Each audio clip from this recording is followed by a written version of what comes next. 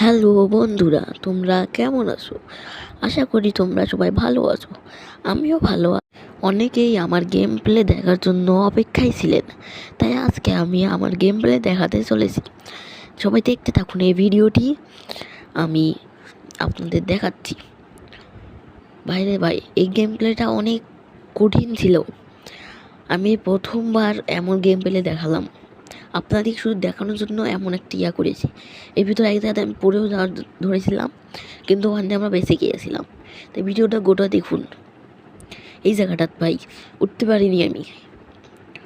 তবে আমি সামনে যেছিলাম, সামনে যাচ্ছি, এখান থেকে পড়ে যাচ্ছে।